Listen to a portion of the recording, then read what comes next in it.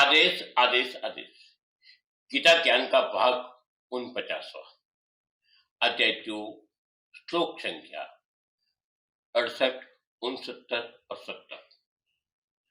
चित्त प्रज्ञ के लक्षण बताने के बाद में भगवान श्री कृष्ण अर्जुन को इंद्रियों के बारे में बताते हैं और साथ साथ ये भी बताते हैं कि संसार में रह के भी अपने आप को कैसे अलिप्त रखा जाए। ये भी बताते हैं कि भगवान श्री कृष्ण चित्त प्रज्ञ के लक्षण बताते बताते बताते एक चरम सीमा पे पहुंच जाते, तभी चित्त प्रज्ञ का वर्तन कैसा होगा ऐसे भगवान श्री कृष्ण अर्जुन को बताते हैं कि साधारण मनुष्य क्या है और चित्त प्रज्ञ मनुष्य क्या है, फर्क क्या है, ये बताते हैं। 68वें श्लोक में बोलते हैं, हे महाबाहो, जिस इंद्रियों अपने अपने विषयों से सभी प्रकार से विरक्त होकर इंद्रियों खुद के वश में हो, उसी मनुष्य की बुद्धि स्थिर रहती है।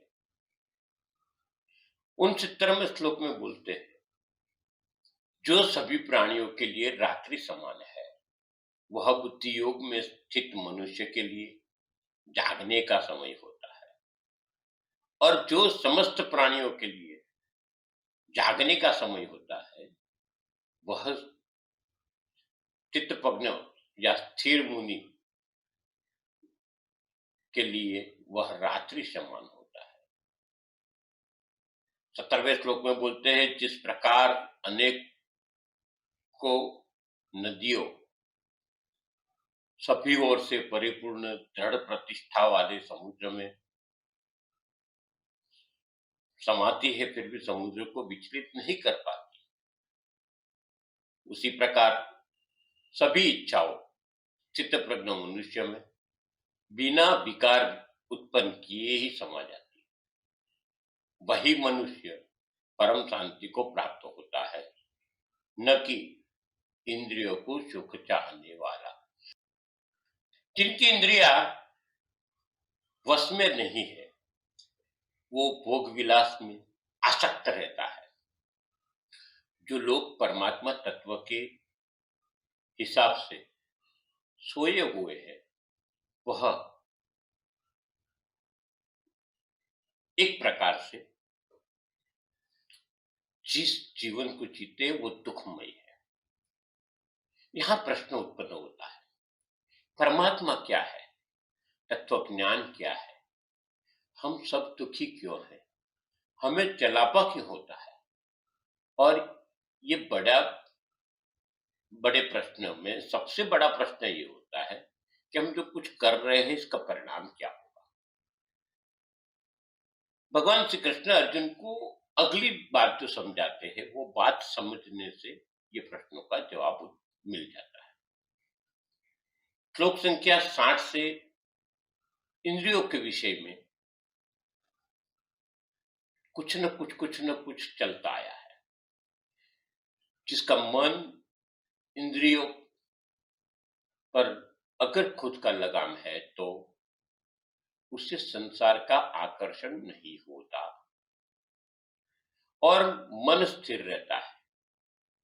एकांत में हो या लोगों के बीच में हो, मन इंद्रियों के विषय में नहीं लगता या उसके प्रति लगाव नहीं होता।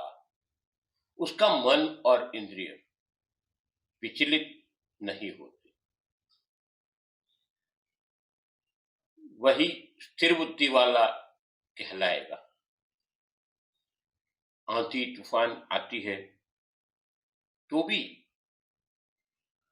जैसे पर्वत को दगा नहीं सकता कोई भी, पर्वत हिलता भी नहीं है, उसी तरह कोई भी अवस्था में मन नहीं विचलित होना, ये एक बहुत बड़ा लक्षण है।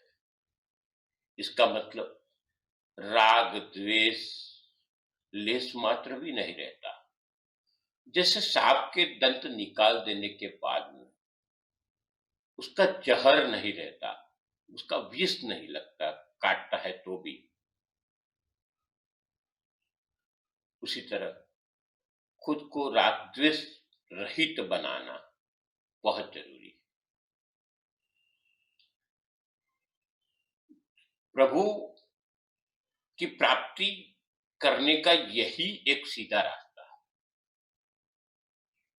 जिस प्रकार सभी प्राणी खाते हैं, पीते हैं और उसी में रुचि रहती है, इसी प्रकार हम भी रात दिन सिर्फ और सिर्फ सुख की प्राप्ति, आराम, जीवा का टेस्ट, भोग विलास, साथ साथ धन संग्रह और अपने शान की भूख, अहंकार की भूख में ही हम मस्त रहते हैं। इसे हमारी गिनती भी पशुओं में होती है। हम कोई ऊपर उठ के नहीं जाते हैं। परमात्मा से विमुख रहने वाला हर मनुष्य पशु पक्षी ही है। इसलिए परमात्मा तत्व की दृष्टि से हम सब सोए हुए हैं। हाँ, फर्क ये होता है कि पशु पक्षी में विवेक बुद्धि नहीं होती। हमारे में क्षमता है कि हम हमारा कल्याण कर सके और प्राणी मात्र की सेवा कर सके। मगर यहाँ तकलीफ एक बात की है कि हमारे में जो विवेक बुद्धि दिया है, विवेक शक्ति दी है, उसका दुरुपयोग होते और पशुओं की जिंदगी से भी बदतर हालत में इंसान की विवेक बुद्धि का उपयोग संग्रहखोरी में यूज करता है। संग्रहखोरी ऐसी बला है कि काम आए या ना आए संग्रहित करते रहते हैं। काम में तो नहीं आता पर दूसरों का लाभालाभ भी हम छीन लेते हैं। आपने कभी तृण यानी घास के गंजी पे बैठा हुआ कुत्ता देखा है? वो कुत्ता गाय को घास खाने भी नहीं देता है और खुद तो खाता ही नहीं है। ऐसी हालत संग्रहित करने वाले लोगों की। इसी वह प्रकार हम हमेशा अंधकार में जीते हैं। परमात्मा तत्व के लिए इसीलिए हम सोए हुए हैं। हमें जागना जरूरी है। आमतौर पे मनुष्य के जीवन में मिलकत, धन, दौलत जैसे मामलों में स्वार्थपण आता है, यानी आज इंसान स्वार्थी हो जाता है। तो क्या होता है? भाई, बहन, भतीजे, भांजे, माता, पिता सबसे भिड़ जाता है और बाद में क्या करता है? छल कपट से दूसरों की यानी इन लोगों की हक की चीजें छीन लेते हैं। मदद करने की बात तो बहुत दूर की हो गई। प्रभु तो कहते हैं, भगवान श्री कृष्ण तो कहते हैं प्राणी मात्र का कल्याण सोचना है, मगर यहां उल्टा होता है। और कपट से कोई भी चीज अगर पढ़ा ली है तो इसके बाद में खुद को होशियार समझता है। बहुत प्रकार से इंसान खुश होता है। ये निंद्रा में नहीं कहा जाएगा तो क्या जागृत कहा जाएगा? हम कर्म के बंधन में ऐसे डूबते जाते हैं और दिखावे की भक्ति करते हैं। खुद के परिवार में अगर कोई दुखी है, किसी के वहां खाने के लाले हैं, उसकी तरफ तक कतई ध्यान नहीं देते और मंदिरों में, धर्म स्थानों में, जाहिर क्षेत्रों में अपने नाम की तख्तियां लगाते हैं। क्या ये धर्म है? क्या इसको धर्म कहना चाहिए? ये क्या विवेक बुद्धि है? संयम ही जीवन का मूल मंत्र बना लेना चाहिए, तभी मुक्ति मिलती है। मगर हम लोग संयम को मूल मंत्र नहीं बना पाते, क्योंकि हमारे में बसी लोभ, लालच, संग्रह की वृत्ति, हम बाहर निकल पाते नहीं। श्रृंगार करने से बाहरी खूबसूरती दिखाई देती है, पर भीतरी खूबसूरती खुद को पता है क्या है।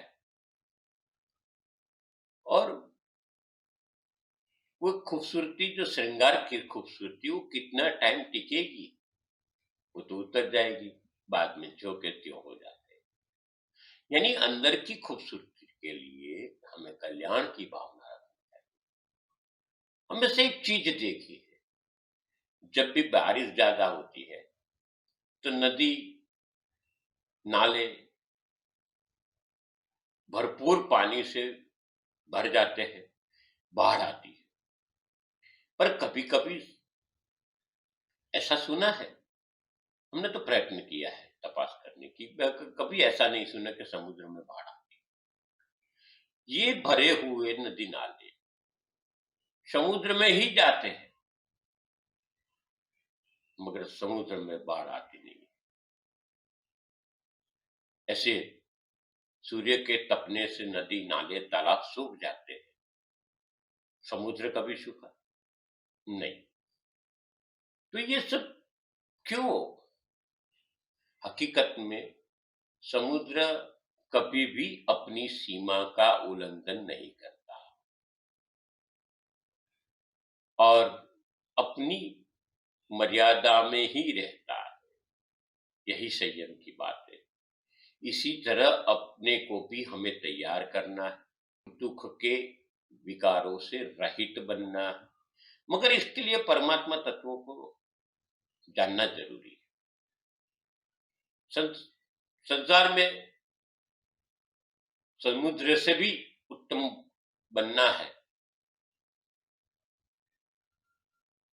मगर हम नदी नाले में अटक रुक जाते हैं। खुद को इतना मजबूत बना लो कि हमें परम शक्ति को मिलने से कोई रोक नहीं सकेगा। बहुत ख्याल करने वाली।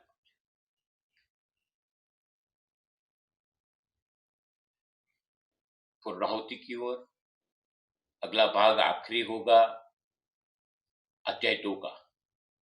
ऐसे ये सिलसिला बंद नहीं होने वाला है जब तक किताब पूरी नहीं। तो अध्याय 2 के आखिरी भाग में हम बाद में तीसरे की ओर चलेंगे। ये वीडियो आप तक हम पहुंचाते हैं, इस वीडियो को आप लाइक करिए, शेयर करिए, लोगों तक पहुंचाइए। ये वीडियो आप तक हम पहुंचाते हैं, इस वीडियो को आप लाइक करिए, शेयर करिए, लोगों तक पहुंचाइए। ये सनातन की सच्ची बातें हैं। इस चैनल को सब्सक्राइब करिए और करवाइए। आप सबके जीवन में परमात्मा श्री कृष्ण की कृपा बनी रहे, गुरु गोरक्षनाथ जी की कृपा